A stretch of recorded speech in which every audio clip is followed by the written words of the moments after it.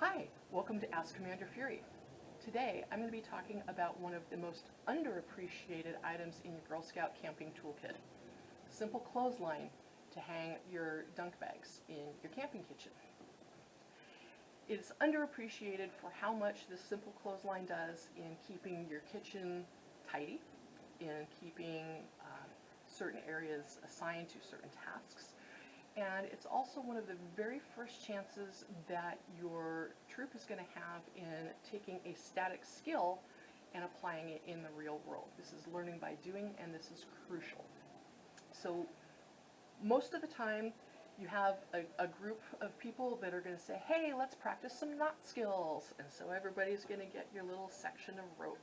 You're going to get your little knot stand. You're going to get either a book or a little cheat sheet or little demonstrations, and you're going to say, okay, everybody, we're going to teach this knot, and this is your working end, and this is your standing end, and you're going to wrap it around, and you're going to go over, under, and then you're going to have people that are arguing over whether this is an over or an under, and you're going to wrap it through, and you're going to say, congratulations, everybody, you've now made a clove hitch.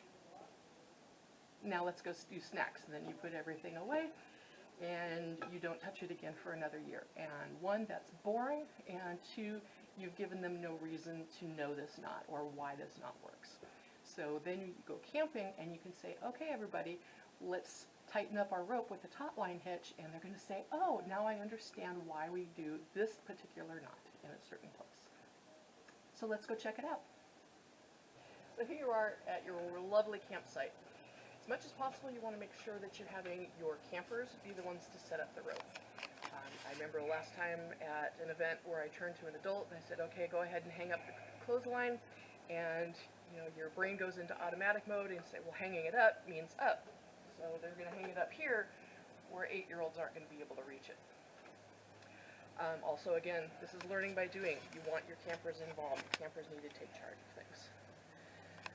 Could you hang up your mess kit line with nothing but square knots and overhand hitches, or overhand knots and half hitches and whatnot?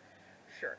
Again, there's no such thing as the Girl Scout police, no camp police. They're not going to come and take your troop away and say you did it wrong. But again, remember that knots have a purpose. A square knot in an ideal world is going to be in a place where you're hooking 2 ropes together, and it's going to have equal tension coming from both sides. A hitch is something that goes around your post, around a branch, around another rope, and the tension is coming just from one side of the knot. So those are why we're going to be doing hitches. So first, enter your clove hitch. It's a really good way to start it because it's easy and even easier to undo. Over here on this side, you're going to do the top line hitch. And you're going to remember taut line because it says right in the name of the hitch what it is. It's the rope that works best under, the knot that works best under tension. So, do that.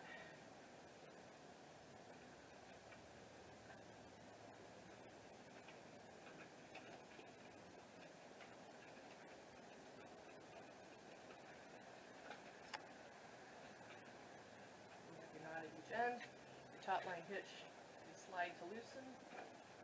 You have a nice loose rope, or you grab it here, slide to tighten, and then pulling on this way, that rope is super secure. So then, your third hitch is your dunk bag. Pretend this is an actual dunk bag. So you've got your clove hitch, your taut line hitch, and then the one that every camper's favorite is a lark set. It's a hitch just like everything else because it is tying an object around something else. So part of your routine should include getting your dunk bag lined up as soon as you can when you're setting up camp.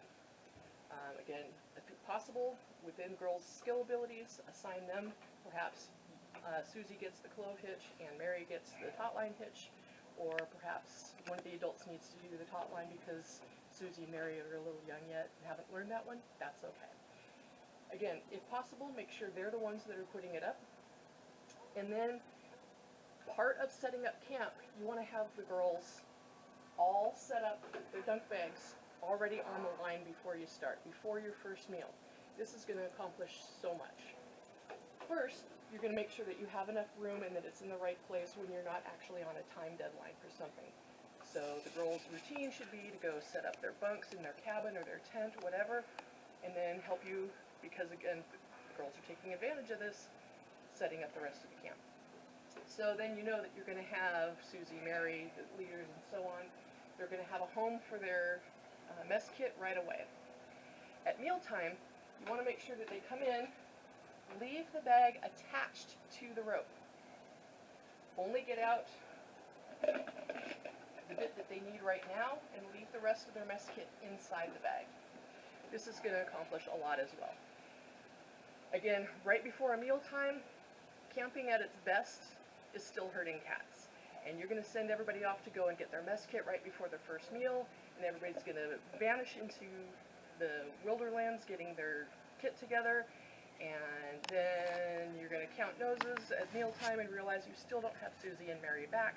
That's because Mary can't find her mess kit somewhere in her bag, but she did find the really cool flashlight her uncle just bought her, and so she and Susie are just kind of hanging out on their beds. You've lost them. This way, it's already at the kitchen area. By only getting the things that they need out and leaving the rest in the bag doesn't get lost, the extra items don't get lost. You only have to wash what you're actually using. I guarantee you when they get their entire kit out, the things that they're not using are the things that are going to hit the ground and roll in the dirt. Now you've got extra things to wash. And then again, they have a home that they can replace their kits right away. It already goes where it goes. Everybody knows where it is. It's really neat. It's a really good idea. So if you're like me as a troop leader, your simple mess kit bag has turned into this giant laundry bag. I don't recommend this for normal use, but like a lot of people, I've encouraged my girls to go to Value Village and just get some plain old plastic dishes, cups and whatnot, and they end up bringing lots of dishes and cups and whatnot to camp, but not a bag. So my bag has evolved into this giant laundry bag so that everybody's kits can dry in it. If you're like me and have to do that, make sure your your bag is tied as close to one of the posts as possible. That way you've got the extra heavy stuff where it's best supported rather than this in the center where it's going to be stretching your rope way out. So the heaviest items should be as far out as possible, saving your lightweight bags for the middle.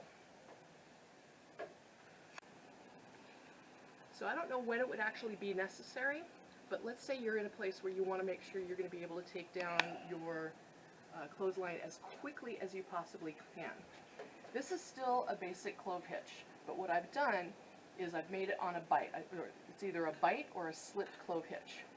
So I still have my top line hitch on this end, but I've got a lot of extra rope here on the clove hitch end. So now it's still tight, it's still plenty good, but to take it down, now all I need to do is pull where the bite is and pull the loose end, and it's untied. That would be the absolute fastest way.